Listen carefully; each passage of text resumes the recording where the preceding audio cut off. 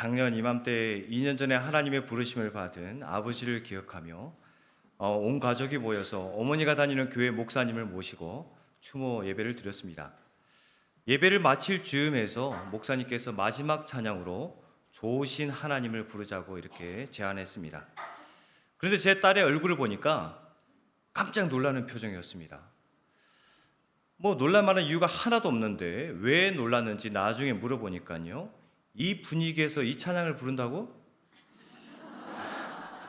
여러분, 좋으신 하나님이라는 이 제목의 찬양을 부르자고 했을 때 여러분은 어떤 찬양이 떠오르십니까? 좋으신 하나님, 좋으신 하나님, 참 좋으신 나의 하나님. 아마 조용히 손을 들고 참 좋으신 하나님을 찬양하는 저와 같은 이런 찬양을 아마 떠올리지 않을까요? 근데 제 딸의 생각에는 좋으신 하나님 인자와 자비 영원히. 여러분, 박수는 물론이고 춤을 추면서 하나님을 찬양하는 이 찬양을 떠올렸습니다. 돌아가신 지 1년 되는 이날, 그리고 하나님을 아무리 찬양하는 아버지였다고 하지만은 박수를 치며 춤을 추면서 이건 좀 아닌 것 같아서 딸이 깜짝 놀랐다고 합니다. 여러분, 딸의 걱정과 달리 그 목사님이 원하시는 찬양은 손을 높이 들고 하나님을 찬양하는 좋으신 하나님이었습니다. 똑같은 제목을 이야기하는데요, 어떤 사람은 조용히 손을 들고 하나님을 찬양하는 좋으신 하나님, 이 찬양을 떠올리는 반면, 또 어떤 사람은 박수를 치며 춤을 추면서 하나님을 찬양하는 이 찬양을 떠올리기도 합니다. 사람마다 생각이 다르고 경험이 다르기 때문에 그렇겠죠. 그래서인지 같은 말을 해도 자신의 생각과 자신의 경험과 또 가치관에 따라서 어떤 사람은 이렇게 예라고 대답하는데 어떤 사람은 아니요, 이렇게 대답하곤 합니다. 물론 상황에 따라서 줏대 있게 아니요 라고 대답할 수도 있겠지요.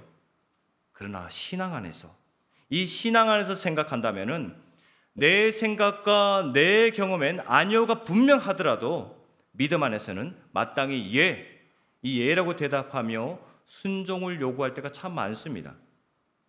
노아는 하나님의 경고에 믿음으로 대답하며 순종으로 방주를 만들었습니다. 아브라함은 믿음으로 이렇게 대답하면서 순종으로 고향과 친척을 떠났습니다. 한맹인은 예수님의 말씀에 믿음으로 대답하며 순종하면서 실로암에 가서 씻었습니다.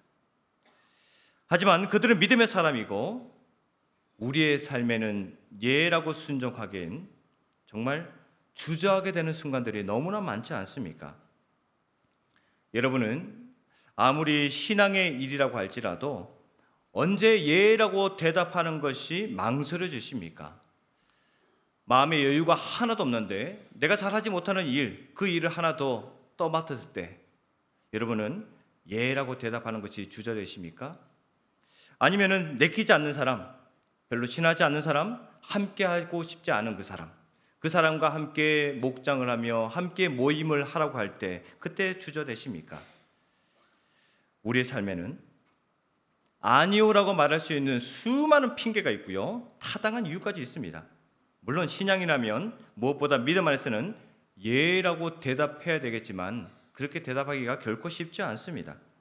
그러나 오늘 설교 제목은 예가 되는 삶인데, 내가 처한 상황과 형편에 절대 예라고 대답하기 힘들지라도 어떻게 예라고 대답해야 되는지 오늘 본문 한번 살펴보고자 합니다.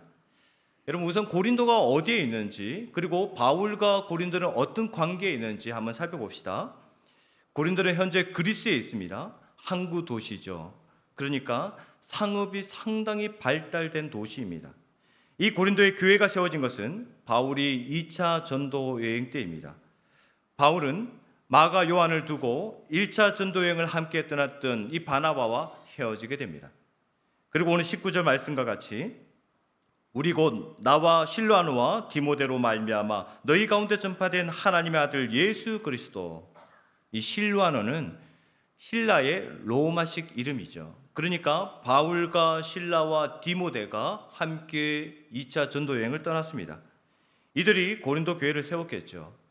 2차 전도 여행은 빌립보로 시작해서 본격적으로 유럽으로 향한 전도 여행이었습니다. 그리고 3년간 전도 여행을 했는데 무려 1년 6개월, 1년 반 동안이나 이 고린도에 머물면서 목양했습니다. 때문에 이 고린도 교회는 바울이 직접 세운 교회입니다. 또 전도 여행 중에 절반을 머물렀기 때문에 바울에겐 상당히 애착이 많이 가는 교회입니다. 그러나 이 고린도 교회는 상당히 아픈 손가락 중에 하나였습니다. 고린도 교회는 이런저런 문제들이 참 많았습니다. 분열이 있었고, 오해가 있었고, 우상 제물이 있었고, 송사가 있었고, 태만이 있었고. 여러분, 오늘날 교회 문제에 대해서 성경 구절을 찾으려고 한다면 고린도 전후서를 읽으면 됩니다. 웬만하면 다 있습니다. 그 가운데 어려운 일들 어떻게 해결했는지, 또 그 어려운 일들이 교회에 어떤 영향을 끼쳤는지 찾아볼 수 있습니다. 안타깝게도 바울이 고린도를 떠난 후에 그 고린도 교회에 거짓 선지자들이 들어왔습니다. 그리고 교회를 마구 혼란스럽게 만들었습니다. 그 문제가 쉽게 해결되지 않았습니다. 바울을 오해하기 시작하면서 점점 더 일이 커지기 시작하는데요. 급기야 바울을 배척하기 시작합니다. 이에 바울은 고린도를 직접 방문하기로 약속하는데요. 하지만 인생이 어디 내 마음대로 내 뜻대로 됩니까? 방문을 연기할 만큼 바울의 그 계획에 차질이 생겼습니다. 바로 방문하지 못하다 보니까 어쩔 수 없이 편지를 써서 디도편을 보냈습니다. 그 결과 대다수의 교인들은 자신의 생각이 틀렸다는 것을 깨닫고 다시 돌이키게 됩니다. 그러나 일부 교인들은 바울이 변덕스럽다, 온다고 했다고 오지 않고 또 신실하지 못하다, 이렇게 여전히 신랄하게 비판하고 있습니다. 이에 바울은 다시 편지를 쓰는데요. 자신은 변덕스러운 사람도 아니고 더욱이 신실하지 않는 사람이 아니라는 것을 설명하고 있습니다. 오늘 12절 말씀입니다. 우리가 세상에서 특별히 너희에 대하여 하나님의 거룩함과 진실함으로 행하되 육체의 지혜로 하지 아니하고 하나님의 은혜로 행함은 우리 양심이 증언하는 바니 이것이 우리의 자랑이라. 일단 바울은요, 고린도 교회 성도들을 대할 때에 인간적인 성품, 그것이 아무리 친절한, 정말 사랑이 넘치는 친절이라고 해도 인간적인 성품으로 대하지 않았습니다. 바울은 고린도 교회 성도들을 대할 때에 거룩함과 진실함, 곧 하나님의 성품으로 대했습니다. 때문에 양심의 거리낌이 전혀 없습니다. 여러분 12절에 우리가 읽었잖아요. 우리의 양심이 증언하는 바니. 이 양심은요, 자기 자신에서 옳고 그름을 판단하는 증인이 됩니다. 왜냐하면 양심의 헬라어는요, 함께 보는 것을 의미합니다. 그냥 혼자 조용히 보는 것이 아니라 모든 사람이 집중해서 보는 것 때문에 눈을 부릅뜨고 함께 보고 있기 때문에 도저히 숨길 수가 없습니다. 고린도 교회 성도들이 바울을 향한 그 행동들, 적절하지 못하고 그 다른 의도가 있는 것은 아닌가? 말은 저렇게 하는데 그 마음속에 다른 의도가 있어서 저렇게 하는 것은 아닌가? 사람들이 비판했을 때에 바울은 얘기하죠. 모든 사람이 보고 있듯이 전혀 그렇지 않다. 오히려 하나님의 변함없는 성품을 가지고 너희들을 대했다라고 자신 있게 얘기하고 있습니다. 바울은 도리어 17절에서 이렇게 이야기하죠. 이렇게 계획할 때에 어찌 경솔히 하였으리요. 혹 계획하기를 육체를 따라 계획하여 예예하면서 아니라 하는 일이 내게 있겠느냐. 바울은 고린도 교회를 업신여길 만큼 경솔하게 행동한 적도 없고 더욱이 극과 속이 다른 그런 대답을 하지 않았다고 이야기하고 있습니다. 여러분 겉바 속촉 들어보셨죠? 네. 겉은 바삭한데 속은 촉촉한 거. 우리 치킨을 먹을 때에 겉은 바삭하게 튀겨지고 그냥 씹으면 바삭바삭한데 속은 아주 부드럽게 촉촉한 식감. 음식은 겉바 속촉이 맛있는지 모르지만은 사람은 겉과 속이 다르다면 그 사람은 이상한 사람이죠. 그러나 멀지 않은 곳에서 겉과 속이 다른 사람을 우리는 제법 복원합니다. 저는 그렇다고 생각하지 않는데 제 아내는 저에게 잔소리 좀 안 했으면 좋겠다라고 얘기를 해요. 저는 쓸데없는 자제구레 말을 절대 하지 않습니다. 그런 잔소리 하지 않습니다. 뭐 숙제해라, 청소 좀 해라, 제발 좀 씻어라, 뭐 이런 아이들에게 꼭 필요한 말만 하지 잔소리는 하지 않습니다.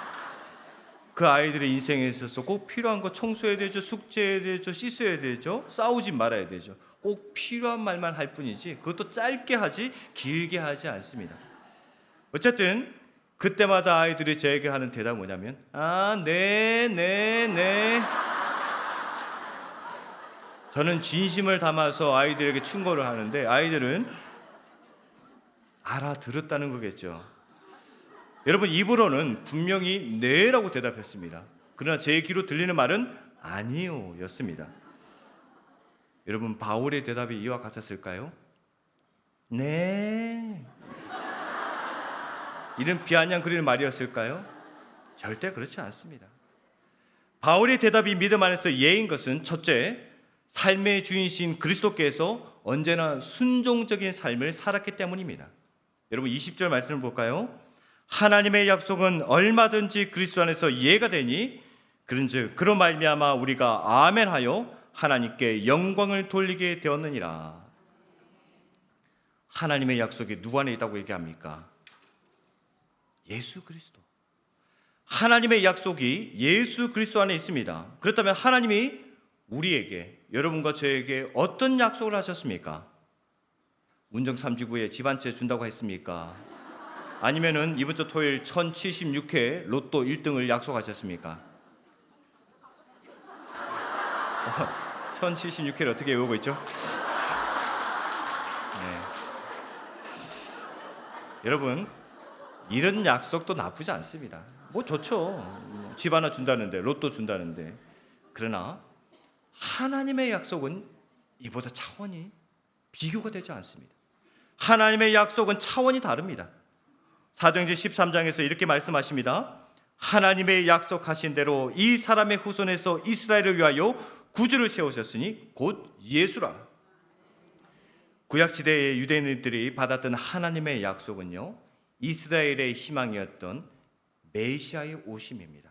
이 메시아의 오심이 예수님이 오심으로 그 약속이 이루어졌습니다. 그렇다면 예수님이 우리에게 오셔서 어떤 약속을 하셨는가? 예수님이 오신 약속은 이렇게 얘기합니다. 요한일서 2장에 그가 우리에게 약속하신 것은 이것이니 곧 영원한 생명이니라. 예수님이 우리에게 오셔서 약속하신 것 영원한 생명, 영생 곧 구원이다 라고 얘기하고 있습니다. 여러분, 예수님이 오셔서 그 구원, 영원한 것이 우리에게 주어졌습니다. 예수님 안에서 이루어졌습니다. 죄로 인해서 우리는 하나님과 멀어졌던 사람들 아닙니까? 죽을 수밖에 없었던 우리 아닙니까? 이런 우리를 사랑하신 하나님은 그 사랑을 나타내기 위해서 예수님을 이 땅에 보내셨습니다. 예수님을 통해서 죄인된 우리를 구원하심으로 하나님의 자녀가 되게 하셨습니다. 이 놀라운 하나님의 약속, 이 놀라운 하나님의 사랑을 이루기 위해서 내가 하늘에서 내려온 것은 내 뜻을 행하려 함이 아니요 나를 보내신 이의 뜻을 행하려 함이니라. 예수님은 하나님의 뜻에 순종하며 이 땅에 오신 것입니다. 여러분, 예수님이라고 왜 자신의 생각이 없고 자신의 뜻이 없고 자신의 계획이 없겠습니까? 예수님도 다 계획이 있고 예수님도 생각이 있고 예수님도 자기 뜻이 있습니다. 그러나 예수님은 이 땅에 사는 동안 가르치며 행하신 모든 것, 심지어 십자가를 지는 것까지 내 원대로 마시옵고 아버지의 원대로 되기를 원하나이다. 자신의 뜻이 아니라 하나님의 뜻을 구하며 그 뜻에 순종하셨습니다. 바울 역시 언제나 내 뜻이 아니라 하나님의 뜻이 무엇인지 그 뜻을 구했습니다. 사도행전 16장에서 바울이 전도 계획을 세우는데요, 소아시아 지역을 전도하려고 했습니다. 나름 2차 전도 여행이기 때문에 준비를 많이 했습니다. 철저하게 계획도 세웠습니다. 그러나 성령님이 이끄시는 이 전도 계획은 성령이 아시아에서 말씀 전하지 못하게 하시거늘 소아시아가 아니었습니다. 성령님이 막으셨습니다.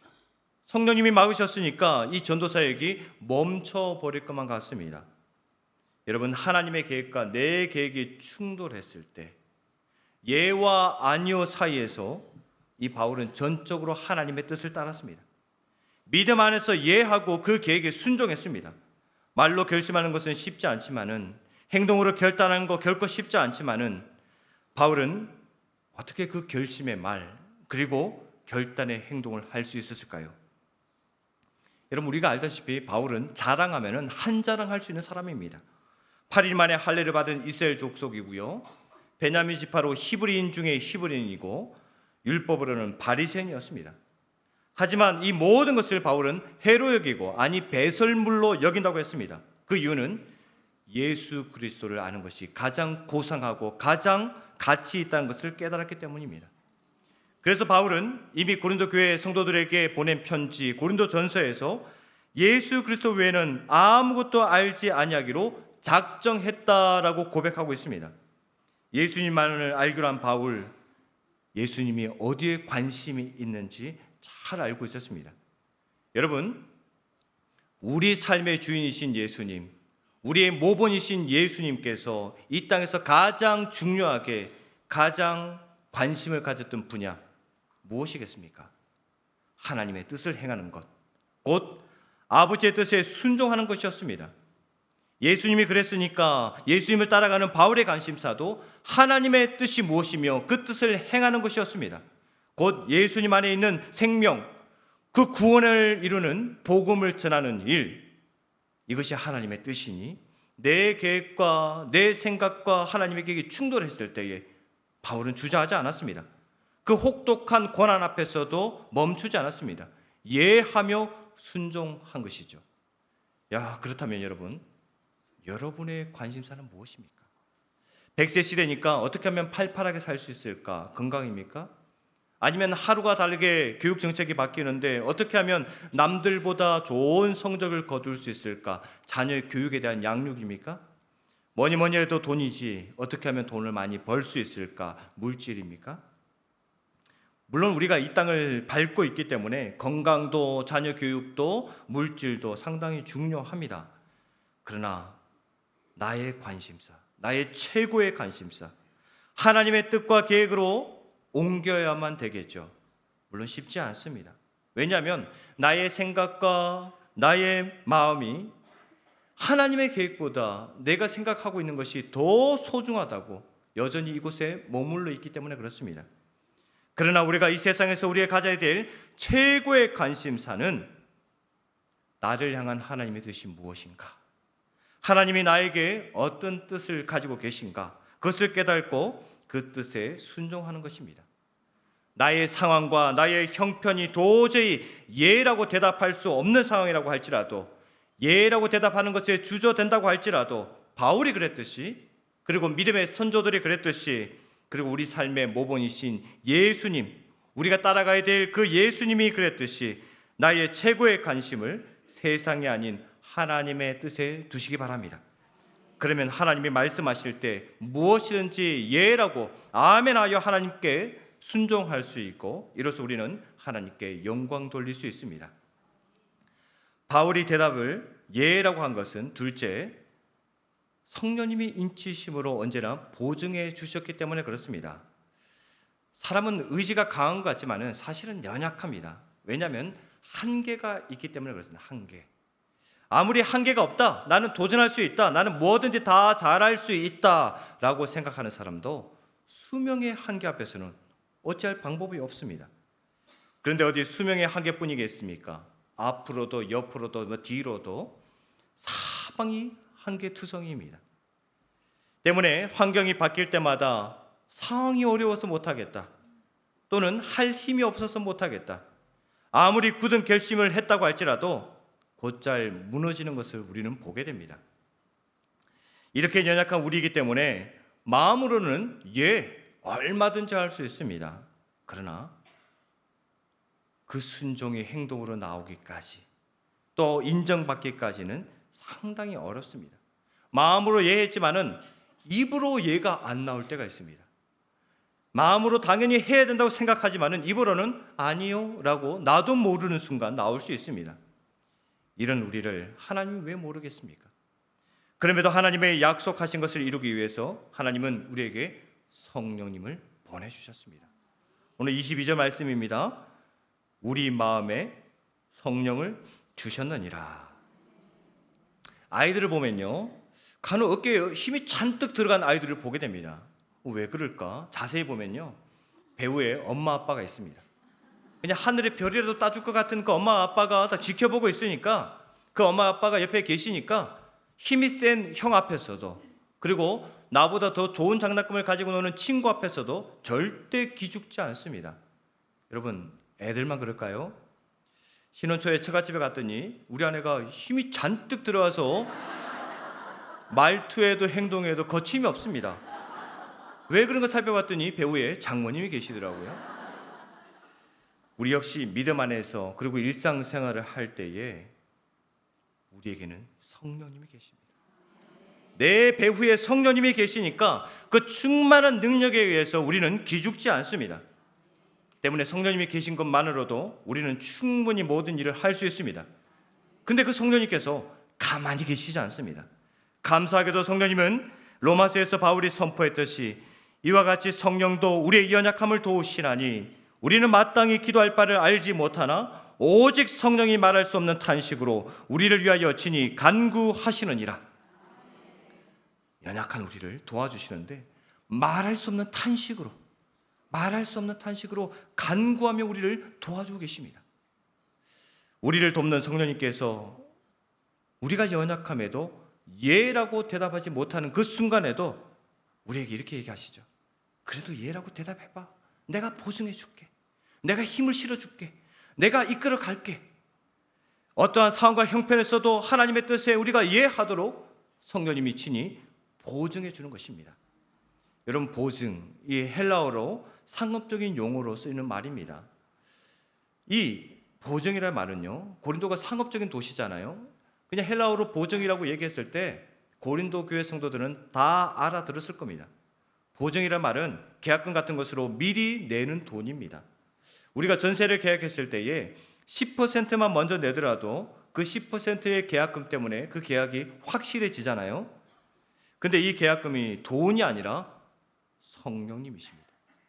먼저 내는 것이 돈이 아니라 성령님이십니다. 일반적인 계약에서 10%만 내도 그 계약을 신뢰할 수 있는데 영원하신 성령님이 보증해 주시니까 당연히 신뢰할 수 있겠죠. 영원하신 성령님이 우리를 보증해 주시니까 하나님은 우리를 신뢰합니다. 그런데 우리가 왜 하나님을 신뢰하지 못하겠습니까?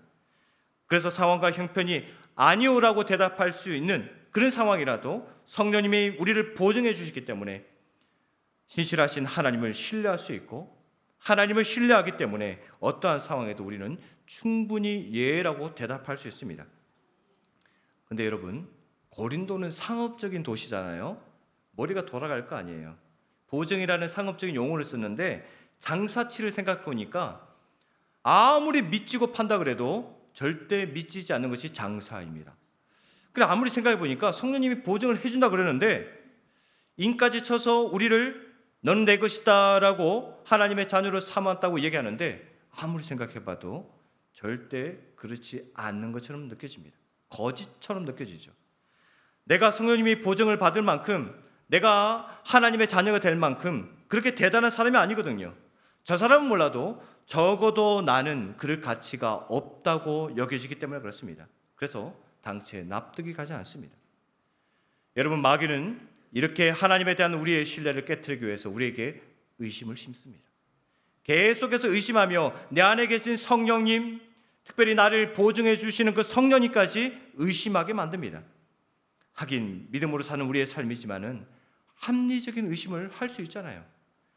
하나님께서 너는 내 것이다 라고 얘기했는데 왜 내 삶에는 계속 힘든 일만 생기는가? 손바닥에 새길 만큼 나를 사랑한다고 하셨는데 왜 내 기도 제목은 응답되지 않는가? 의심의 눈초리로 계속해서 우리는 의심만 하게 됩니다. 여러분, 마귀가 이런 의심을 우리에게 심을 때에 우리가 어떻게 하나님의 자녀가 되었는지 꼭 기억하십시오. 죽을 수밖에 없는 우리가 어떻게 하나님의 자녀가 되었습니까? 값으로 산 것이 되었으니. 값으로 샀다는 말은요, 노예 시장에서 그 노예를 돈으로 사서 내 노예로 삼은 것이 아니라 이 노예에게 풀어주며 자유를 주는 것입니다. 노예를 사서 내 노예를 삼는 것이 아니라 자유를 주는 것입니다.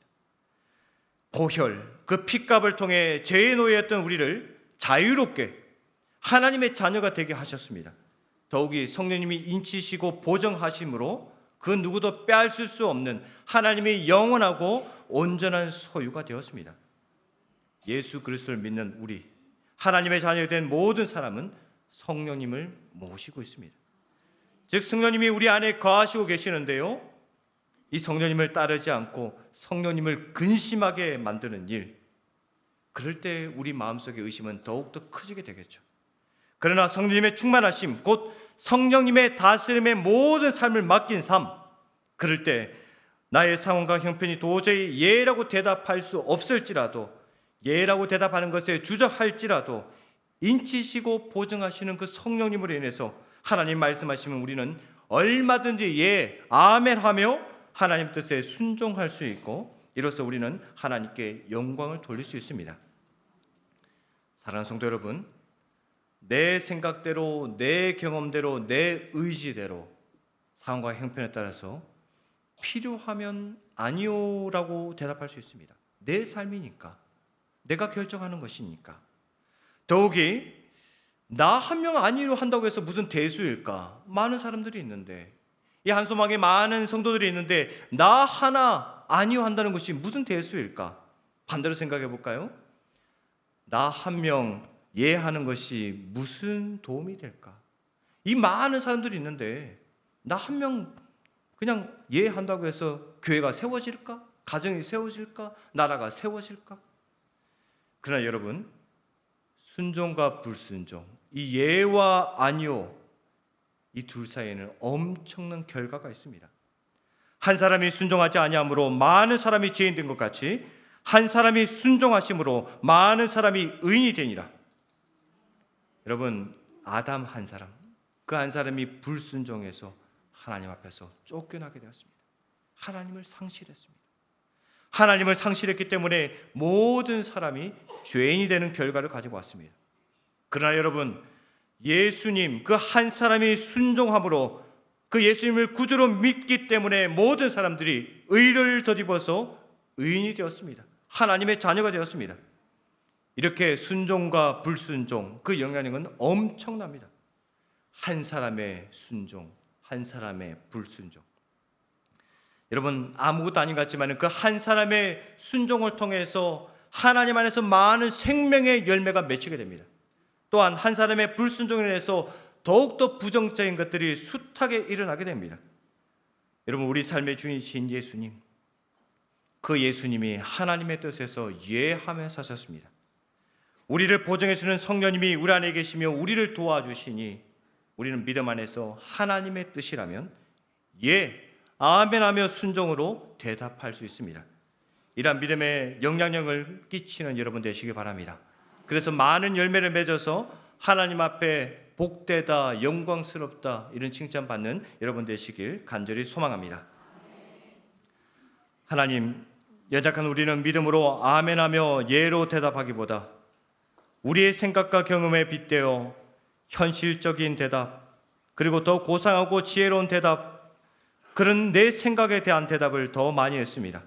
그래서 우리 대답에는 믿음의 대답이 부족합니다. 그러나 우리에게 영원한 생명을 주신 예수님을 따라 하나님의 뜻에 예하며 순종하겠습니다. 우리를 끝까지 보증해 주시는 성령님으로 인해 하나님 뜻에 예하며 순종하겠습니다. 믿음 안에서 예로 대답하는 우리의 순종으로 우리 삶의 은혜가 가득한 삶으로 변화되고, 그 순종의 열매로 우리 주변에 사랑이 가득한 삶으로 바뀌게 하옵소서. 예수님의 이름으로 기도드립니다. 아멘.